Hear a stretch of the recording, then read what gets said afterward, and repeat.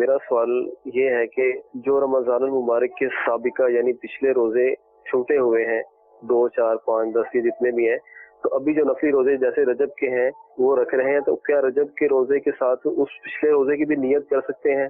تو اس میں اس روزے کا ثواب بھی مل جائے گا اور پچھلا بھی ادا ہو جائے گا؟ نہیں، ایسا نہیں ہو سکتا. ٹھیک ہے، ایک ہی روزے کی نیت کر سکتا ہے، یا یہ نفلی روزے کی نیت کرے گا یا قضا روزے کی نیت کرے گا.